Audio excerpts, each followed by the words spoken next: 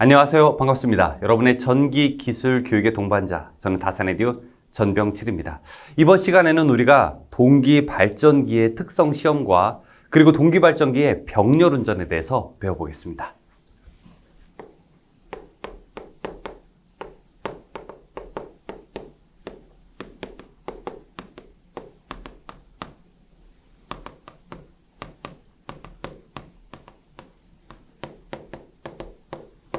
동기발전기의 특성 시험이라고 이렇게 되어 있는데, 이 동기발전기를 이 특징을 알려면은 우리가 어떤 시험을 해봐야 되는지 그런 거를 한번 알아볼 거고요.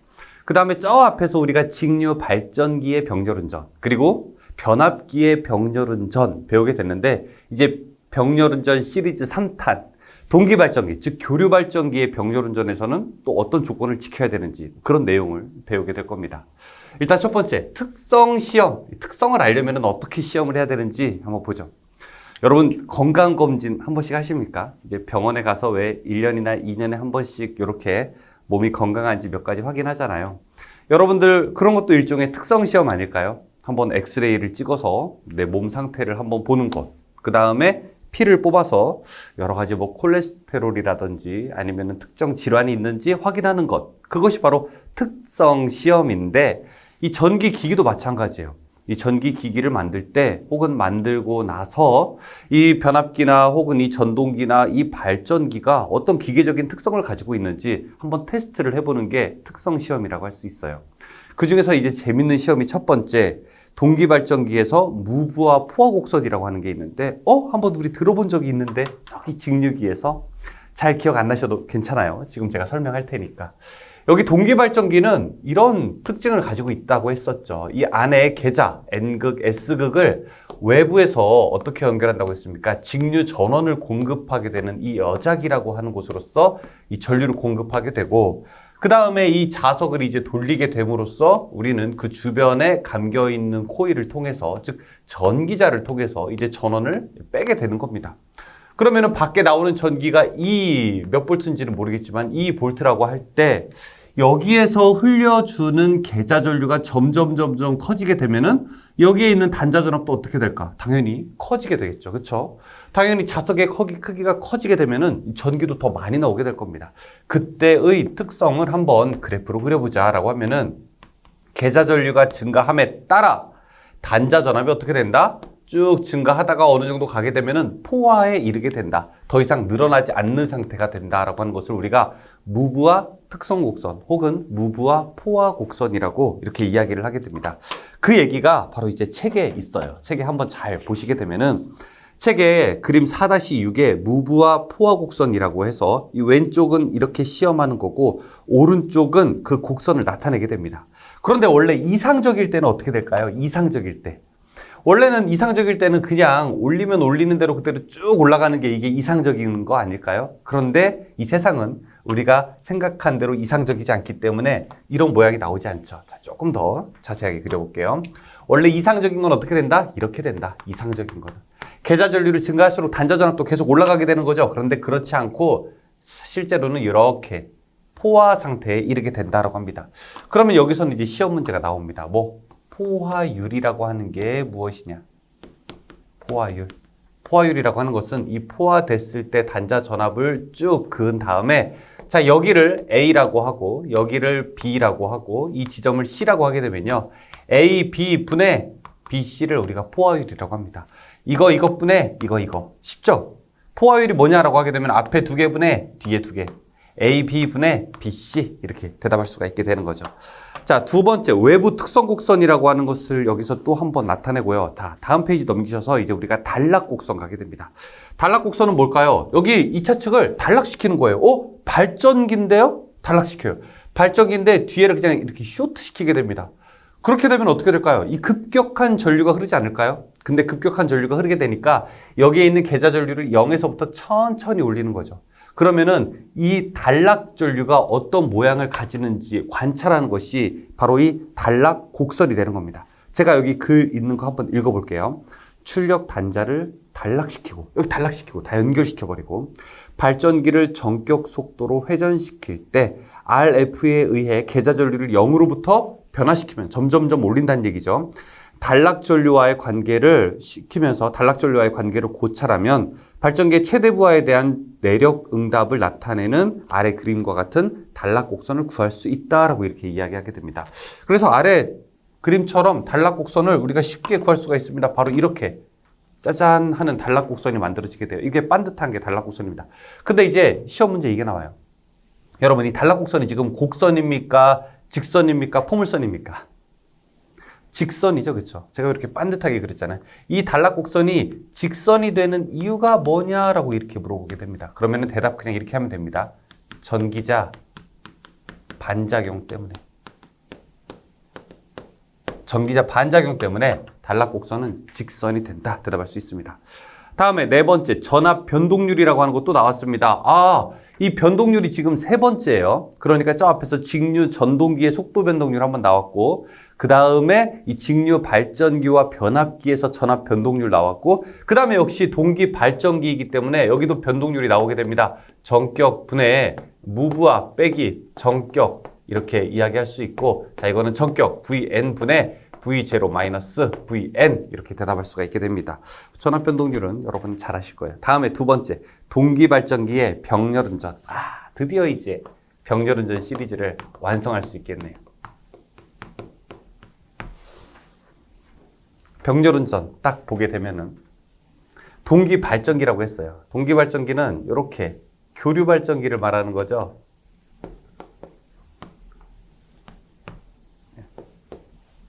이렇게. 자, 근데 제가 지금 그림을 이렇게 그렸지 실제로는 어떻게 될까요? 삼상 동기 발전기니까 이렇게 발전기가 하나 있으면 하나, 둘, 세 개가 있고, 자, 이걸 원이라고 하면은 또 제너레이터 2라고 하면은 삼상이니까 자, 이렇게 하나, 이렇게 둘, 이렇게 세 개가 될 겁니다. 그렇죠? 이렇게 해야지 우리가 병렬로 운전하게 되는 거죠. 근데 제가 그냥 그림은 이렇게 우리가 단선도는 선을 하나로 나타낸 거예요. 단선도로 이렇게 그릴 수 있게 됩니다. 여기를 제너레이터 1, 제너레이터 2라고 한번 해보죠. 지금 병렬 운전하는데 동기 발전기는 무슨 발전기냐? 교류 발전기라고 하는 거를 여러분이 기억하셔야 됩니다. 그럼 교류 발전기면은 우리가 무엇이 같아야 되고 무엇은 달라도 되는지 한번 보죠. 여러분, 뭐가 같아야 될까요? 발전기면은 일단 전압은 같아야 되겠죠. 아니, 이게 200V면 이것도 200V여야 되겠죠. 그쵸? 두 번째, 교류니까 주파수도 같아야 됩니다. 그쵸? 세 번째, 상의 순서도 같아야 돼요. 아까 하나, 둘, 셋 했으면 하나, 둘, 셋 같이 묶여야 되는 거지. 두 번째, 세 번째 꼬이면 안 됩니다. 상순도 같아야 돼요. 네 번째, 파형도 같아야 됩니다. 뭐 이런 것들 우리가 다 같다고 할 수 있죠. 그래서 기전력의 주파수 같아야 된다. 그 다음에 크기가 같아야 된다. 전압. 그 다음에 상 순서, 이 위상이라고도 표현할 수 있습니다. 위상이 같아야 된다. 그 다음에 뭐 파형도 같아야 된다. 이렇게 나옵니다. 근데 달라도 되는 것. 달라도 되는 거는 뭐라고 했어요? 우리가 출력은 달라도 됩니다.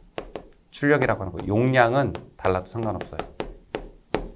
제가 한번 정리해 볼게요. 자, 전기 기기에서 우리가 이 직류 발전기가 있었고, 그 다음에 직류 발전기와 변압기가 있었는데, 직류 발전기일 때는 뭐가 같아야 되죠? 첫 번째, 전압이 같아야 되겠죠. 그렇죠? 두 번째, 극성이 같아야 되죠. 세 번째, 외부 특성 곡선이 같아야 되는 겁니다. 이제 변압기에서는 뭐 같아야 되겠죠? 변압기도 자, 여기 전압비, 권수비라고 하는 전압비가 같아야 되는 거예요. 두 번째, 극성이 같아야 되겠죠. 세 번째, 임피던스가 용량에 어떻게 된다? 반비례해야 된다. 이런 얘기도 나왔습니다. 그리고 저항에 대한 리액턴스의 비가 같아야 된다. 이런 것까지 나왔어요. 근데 이 세 개 다 달라도 되는 거는 뭐라고요? 달라도 돼요. 뭐가 달라도 돼요? 용량은 달라도 돼요. 출력, 전류, 이 똑같은 말이에요. 전류, 출력, 용량 이런 거는 달라도 된다. 왜? 전압은 같아야 되니까. 출력이 같다는 얘기는 전압이 같을 때는 전류가 달라도 된다는 말과 똑같게 되는 거죠. 그래서 동기발전기의 병렬운전에 필요한 조건 이렇게 이야기하고, 두 번째 동기검정기. 자, 여기 첫 번째와 두 번째가 상위 위상차가 같냐라고 확인하는 게 우리가 동기검정기라고 하는데 동기검정기라고 하는 것도 있고 거기 유효순환전류라는 말이 나오게 됩니다.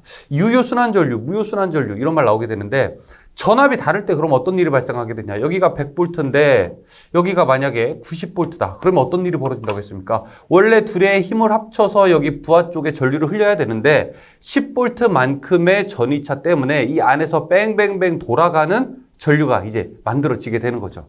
이걸 우리가 효과가 있다 없다. 이 부하 쪽으로 전류를 흘리지 않기 때문에 효과가 없는 전류라고 해서 뺑뺑 돌기만 하니까 무효순환 전류라고 합니다.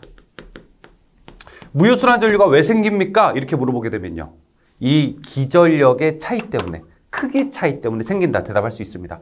그런데 만약에 이 위상이 다르게 되면 어떤 일이 벌어지게 되느냐? 위상이 다르게 되면은 이것도 역시 순환하게 되는데 서로 위상이 같아지려고 하는 전류가 만들어지게 됩니다. 그건 우리가 무슨 전류라고 하게 되냐면요. 이제 무효가 아니라 유효순환 전류라고 합니다. 이걸 우리가 동기화 전류라고도 합니다. 같아지려고 하는 전류, 동기화 전류 혹은 동기화력 그런 힘을 동기화력 이렇게 이야기하게 됩니다. 자, 다음에 세 번째 난조와 난조 방지법이 있습니다. 난조라고 하는 거는 뭘까요? 이 동기 전동기, 이 동기 발전기 말고 이제 동기 전동기 이런 여기서는 그냥 우리가 발전기를 얘기하는 게 더 맞겠네요. 동기 발전기는 속도가 어떻게 됩니까? 일정해야 되겠죠. 그렇죠? 제가 만약에 바람개비가 이렇게 돌아가서 전기를 만들어내는 거니까 발전기에서 전기를 쭉쭉쭉 만들어내야 됩니다. 그런데 어떤 경우에 여기 부하가 굉장히 늘어나서 부하가 증가하게 된다고 해보죠. 부하가 증가하게 될 때는 이 발전기 속도가 잠깐 이렇게 내려갈 수가 있어요. 그러니까 여러분이 만약에 선풍기를 잘 돌리고 있는데 선풍기를 여러분이 이렇게 손으로 딱 잡았어요. 그럼 속도가 어떻게 될까요? 축 떨어지는 거랑 비슷한 거예요. 그럴 때 원래 동기기는 원래 속도로 돌아오려고 하기 때문에 속도로 쭉 가다가 잠깐 떨어진다고 하더라도 다시 흔들 하다가 원래대로 이렇게 돌아오게 됩니다. 속도가 조금 조절이 이상하다. 이상하게 왜 속도가 진동하지? 이런 걸 우리가 조절하는 게 난해하다. 이렇게 생각해도 돼요. 이걸 가지고 우리가 난조라고 이야기합니다. 뭐라고요? 난조. 이 난조가 조금 더 위험하게 되면은 아예 이 동기 속도에서 이탈해버리게 돼요. 이탈해버리는 걸 뭐라고 할까요? 왜 우리 청소년들이 학교 잘 다니고 부모님 말씀 잘 들어야 되는데 그렇지 않고 막 술 먹고 막 담배 피고 막 이렇게 삐뚤어진 길로 나갔다. 그럼 뭐라고 하죠 우리가? 기차가 뭐 했다? 원래 선에서 이탈했다 라고 하는 걸 뭐라고 하죠? 탈선을 안 해보신 분들이라 또 갑자기 떠오르지 않으시는구나. 탈선했다라고 그러죠. 그렇죠? 탈선 기차. 이걸 뭐라고 하냐면요. 탈조라고 부르게 됩니다. 이 조절이 어려워졌다 그래서 탈조. 이 심각하면 탈조인데 그렇지 않고 웬만하게 되면은 이 난조하다가 다시 원래 상태로 돌아오게 됩니다. 조절이 어려워지는 현상을 우리가 난조라고 합니다. 속도가 진동한다고 이렇게 표현을 하게 됩니다. 자, 거기 난조의 발생 원인이 있어요. 한번 보죠. 발전기가 원래 속도로 잘 돌아가야 되는데 왜 이렇게 발전기가 속도가 왔다 갔다 하게 되느냐. 1번. 부하 변동이 심한 경우.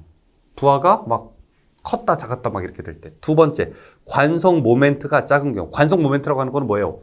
돌아가려고 하는 효과죠. 그렇죠?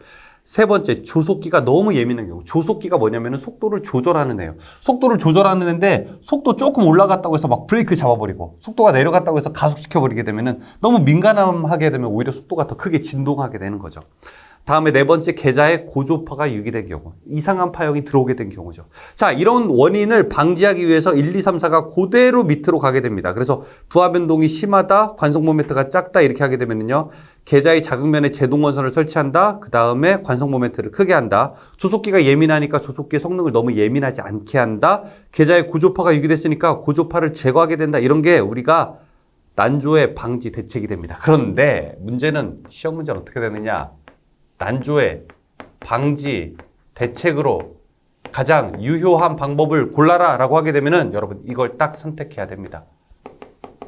보상 권선을 헷갈렸어요. 보상 권선은 우리가 전기자 반작용할 때 하는 거죠. 제동 권선을 설치한다. 이렇게 대답을 해야 됩니다. 자, 네 번째, 안정도를 향상시키는 방법이 뭐 있을까? 전압이 일정하게 안정적으로 이렇게 흘릴 수 있게. 근데 이거는 뭐 발전기 그 기계뿐만이 아니라 전체 계통에서도 이야기하게 되는 겁니다. 여러분이 전기를 만들어서 여러분 가정까지 오게 되는데 이 전체 계통에서 안정도를 좀 높이고 싶어요. 전기적 안정도를 높이고 싶다면 어떤 대책이 있을까요? 첫 번째, 단락비를 크게 한다. 뒤에 한번 얘기 나올 거예요. 동기 임피던스를 작게, 임피던스는 작을수록 좋은 거죠. 이 단락비라고 하는 게요. 뭐냐면은 퍼센트 임피던스 분의 100, 이걸 우리가 단락비라고 이제 부르게 됩니다. 그래서 임피던스가 작다는 얘기는 단락비가 더 크다는 얘기예요. 그래서 단락비가 크게 한다는 얘기는 임피던스를 더 작게 한다는 얘기입니다. 단락비라고 하는 거는요, 정상일 때의 전류분의 단락됐을 때의 전류의 비를 얘기하는 겁니다.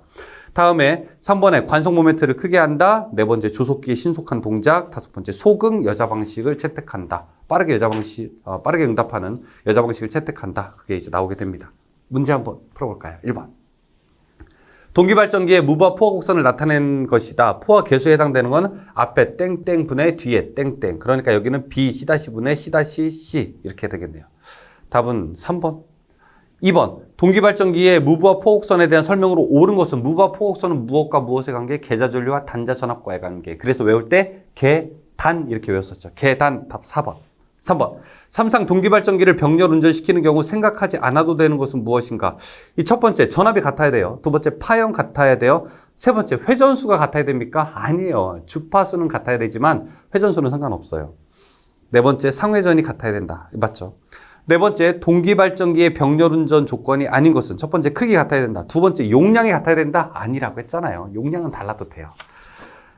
다음에 5번, 동기발전기의 병렬운전 중에서 기전력의 크기가 다를 때 나타나는 현상이 아닌 것은 무엇인가? 기전력의 크기라고 했어요. 그러면 무효순환전류가 생기게 되는 거죠. 이번에 동기화 전력, 이거는 위상 차이가 생겼을 때 만들어지게 되는 현상이죠. 6번, 동기발전기의 병렬운전에서 기전력의 크기가 다를 경우 나타나는 현상은 무엇인가? 기전력의 크기가 다르다고 했으니까 뭐예요? 무효순환전류가 흐른다. 7번, 동기기를 병렬운전할 때 순환전류가 흐르는 원인은 무엇인가? 순환전류가 흐르는 원인은 위상이 다르기 때문에. 이 무효순환전류와 유효순환전류가 있는데 크기가 다르거나 위상이 다르잖아요. 근데 여기는 크기의 보기는 없으니까 위상이 다른 경우 두 번째로 대답할 수가 있습니다. 8번, 동기 임피던스 5옴인 두 대의 삼상 동기발전기 유도기 전력이 100V의 전압 차이가 있다면 무효순환전류는 어떻게 되는가? 자, 이 문제는 뭐냐면은 여기 앞에 있는 두 개의 발전기가 5옴이라고 하는 겁니다. 이때 둘 사이에 10V만큼의 전위차가 생기게 되면은 이때 흐르는 전류는 얼마냐 물어볼 수 있어요. 이거 ohm의 법칙으로 설명할 수 있습니다. I는 임피던스분의 V. 임피던스가 두 개가 직렬로 되어 있으니까 10, 전압이 10V. 그러면은 얼마입니까? 전압이 100V 차이라고 하죠. 그렇죠? 그러면은 이거 10A가 흐르게 되겠네요. 9번, 두 개의 동기발전기 A, B가 병렬운전하고 있을 때 A기의 여자 전류를 증가시키면 A기의 여자 전류가 증가시킨대요. 그럼 A기의 전압이 올라가겠죠. 전압이 올라가게 되면서 무효 전류가 늘어나게 돼서 역률은 더 내려가게 됩니다. 그래서 A기의 역률은 내려가고 B기의 역률은 높아지게 됩니다. 답은 1번이에요. 10번, 6극 1200rpm 교류발전기와 병렬운전하는 극수 8의 동기발전기는 어떻게 되는가? 자, 이 좋은 문제입니다. 한 번만 풀어보면은 여러분 두 번째 풀 때는 무조건 맞출 수 있는 문제. 자, 이렇게 두 개의 발전기가 병렬운전한다고 합니다. 여기 A가 있고 여기가 B가 있고. 근데 A 발전기는 6극 1200rpm이래요. 6극에 1200rpm이래요. 이 주파수 얼마 나온다는 건가요? 이 동기속도 NS는 P분의 120F니까. 여기가 1200이라고 하는 얘기는 여기가 6극일 때 120 곱하기 주파수가 얼마여야 된다는 얘기일까요? 얼마죠? 60Hz라는 얘기죠. 그렇죠? 60Hz라는 얘기죠. 즉 주파수 첫 번째 거는 60Hz라는 거예요.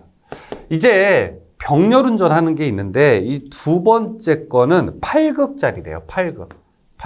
몇 RPM인지는 모른대요. 근데 제가 병렬운전할 때 지켜야 될 것 중에서 여러 가지 조건이 있는데 크기 같아야 되죠. 위상 같아야 되죠. 그리고 주파수가 같아야 되죠. 얘도 60Hz를 만들어야 되겠죠.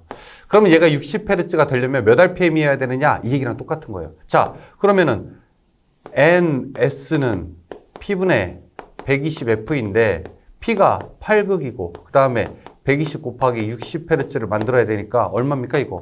900rpm 돼야 되지 않을까요? 답은 그래서 얼마? 이거는 900rpm입니다. 무슨 얘기냐? 6극 1200rpm으로 돌릴 때 60Hz가 나왔으니까 요 옆에 있는 게 8극짜리라면 너는 몇 rpm으로 돌려라? 900으로 돌려라. 그래야 60Hz가 나올 것이다. 이런 얘기를 하게 됩니다. 11번. 다음 중 동기기의 안정도 향상 대책이 아닌 것은 무엇인가? 안정도가 향상되려면 전기적으로 더 좋아야 되겠죠. 이 임피던스라고 하는 건 여러분 우리한테 좋은 겁니까? 나쁜 겁니까? 임피던스는 전기를 방해하는 성분이기 때문에 우리한테 좋을 리가 없어요. 그러니까 안정도를 향상시키게 하려면요, 임피던스는 작아야 되는 겁니다. 근데 1번에 동기 임피던스를 크게 할 것 이렇게 이야기하고 있잖아요. 잘못된 얘기죠. 임피던스는 작아야 됩니다. 12번. 삼상 동기기의 제동건선을 사용하는 주 목적은 무엇인가? 이렇게 얘기하고 있습니다. 제동건선을 사용하는 것은 뭐예요? 난조 방지라고 할 수 있습니다. 13번. 다음 중 삼상 동기기의 제동건선의 역할은 난조 방지. 14번. 난조 방지와 관계가 없는 것은 무엇인가? 난조가 이렇게 속도가 진동하는 현상, 조절이 난해하다라고 했어요. 그렇죠? 세상이 어지러워요. 그거 뭐라고 하죠, 우리가? 삼국지 읽어보면 나오잖아요. 세상이 어지러워요. 난세라고 하죠. 난세. 조절이 어려워요. 그거 뭐죠? 난조라고 부를 수 있죠.